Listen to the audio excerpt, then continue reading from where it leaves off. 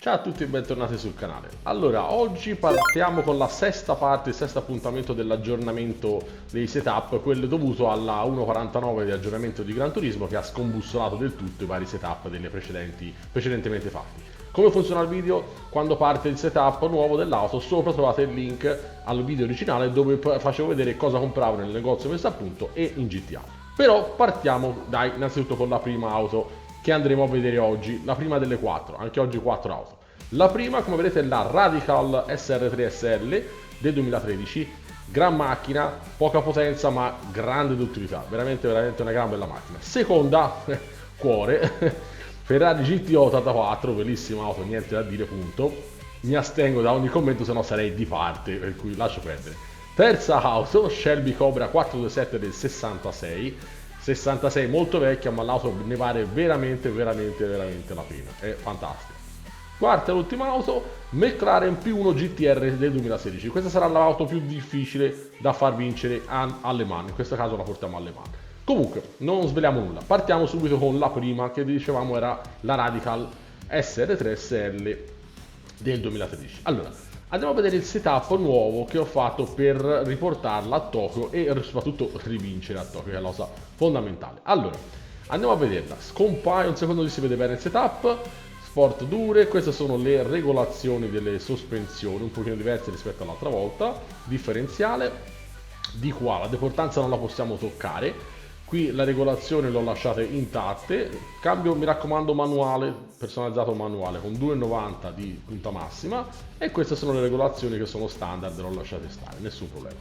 Buono, e quindi poi di conseguenza di qua medi regimi, mi raccomando medi regimi, di qua non c'è anti-lag, c'è l'intercooler da corsa, filtro dell'aria da corsa, ma la marmitta sport ragazzi, sport, mi raccomando, deve essere sport, comunque era nel primo video che avevate visto prima, lo vedete cosa ho comprato. Poi non c'è nient'altro da comprare, quindi torniamo visibili e parliamo della strategia da usare per portare la grande Radical non swappata, occhio, questa non è quella versione swappata ma la versione normale, la portiamo a vincere a Tokyo. Dal primo al sesto giro mappatura a 1 e sul rettilineo principale e 6 su tutto il resto. Gli altri 6 giri fate mappatura 1 sul rettilineo e mappatura 5 sul resto. Vedete che farete un unico pit stop alla fine del sesto giro e l'ultimo giro probabilmente lo arriverete a fare anche tranquillamente a mappatura 1. Avete carburante sufficiente per poter fare anche questa mappatura 1 proprio tutto l'ultimo giro. Comunque vincerete abbastanza tranquillamente. 26-53 io non sono stato perché ho fatto qualche bischerata, come si suol dire in Toscana, però insomma si riesce a vincere. Buono. Seconda auto, un pezzo di cuore, la Ferrari GTO dell'84, ci sono nato e cresciuto, non che l'abbia usata, ma insomma mi è sempre piaciuta questa auto. Comunque, un GTO, andiamo a prendere la gara come dicevamo prima e a vedere il setup impostato per questa auto in particolare. Allora, questo non ho variato grandi cose, però anche qui c'è qualcosa da ritoccare perché sennò si perde un po' la strada per tornare a casa. Deportanza 40-155, l'eco personalizzabile lo portiamo a 90 di regolazione potenza con una zavorra di 38 spostata tutta sul davanti, quindi meno 50. 96 di limitatore, rapporto marce non va messo, quindi normale, niente, non ci va messo nessun tipo di rapporto marce particolare. Ovviamente le regolazioni manuali rimangono, non si possono toccare, regimi elevati, non c'è nient'altro, ma l'intercooler sì, filtro dell'aria e marmitta va bene, ok, non il collettore di scarico, no, il sistema frenante da corsa e il controllo freni l'ho lasciato a zero, nessun problema. L'unica cosa, l'albero a camme ad alto sollevamento sì, tanto tutte queste cose le avete viste nel video precedente originale che ho ripostato sopra sul link all'inizio del setup. Strategia di gara per quest'auto, questa è più semplice, mappatura 1 sempre per tutti i giri. L'importante è che alla fine del sesto giro fate, perché dividete proprio in due parti, in due stint, alla fine del sesto giro fate soltanto rifornimento, non importa il cambio delle gomme, tanto vincerete abbastanza anche qui tranquillamente, non tranquillissimamente, ma tranquillamente sì, riusciamo a vincere in maniera abbastanza facile, per modo di dire, basta che non fate commettete errori. Infatti vedete 26-49 è un pochino più agevole rispetto alla Radical, ha un pochino più di potenza, quindi potete giostrarvela un po' meglio.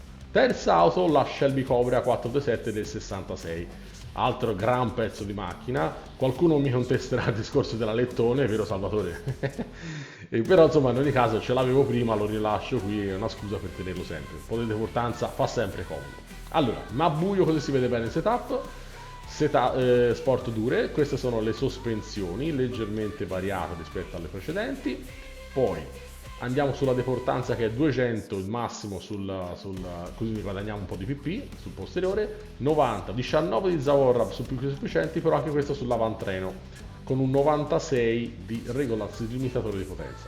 Personalizzabile da corsa questa volta il cambio 310, però occhio, portate queste regolazioni del cambio, mi raccomando, queste sono importanti, queste sono cambiate. Poi quindi sistema frenante da corsa con le pastiglie da corsa. E niente di più, sistema frenante, quindi sistema frenante da corsa con le pastiglie da corsa. E niente di più, niente di meno. Strategia di gara per la Shelby. Allora, diciamo dai, questa, vabbè, poi ne parliamo tra un secondo. Mappatura 1, qui facciamo due stint ma un po' più lunghi, tutti 8 giri, i primi 8 giri, poi facciamo un bel pit stop, rifornimento, anche qui non importa il cambio gomme, e poi facciamo gli ultimi giri sodi. Ragazzi, non sbagliate mai perché sennò diventa difficile arrivare a vincere con quest'auto qui. Quindi non prendendo, poi vi dirò alla fine il discorso delle barriere oppure no, perché anche quello è importante, si vince come la prima, come la Radical, proprio abbastanza lì. Quindi mi raccomando, non fate errori perché sennò non ve la perdona. Kokubun soprattutto è molto incazzuto, come si suol dire, non perdona. Andiamo all'ultima, la McLaren P1, che portiamo alle Man, non a Tokyo. Allora, andiamo a vedere un attimo il setup. Allora, ma buio, eccolo qua, da corsa dure, ricordatevi di avere anche le intermedie, ma tanto se vedete il video originale vedete quello che ho comprato. Poi deportanza tra i 50 e 700 sul posteriore, l'eco personalizzato con 75 purtroppo di imitazione, 189 kg tutti sull'anteriore, anche queste per portarla un pochino al 47, quasi al bilanciamento totale.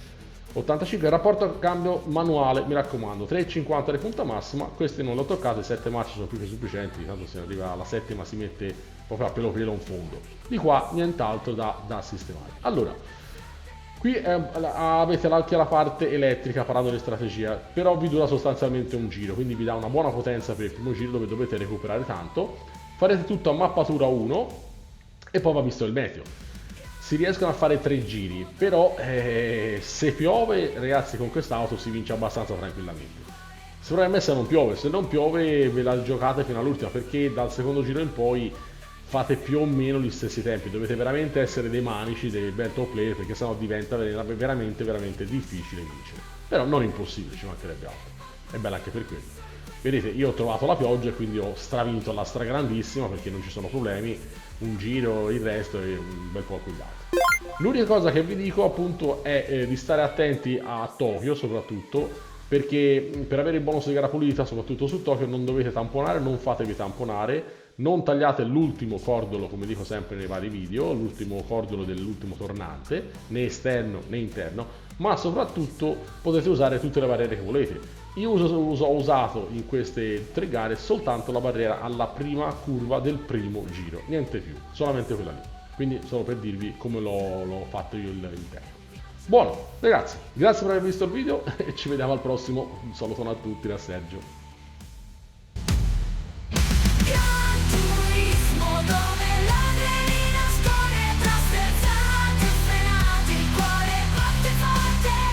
Non importa il risultato, non importa chi sei, finché ti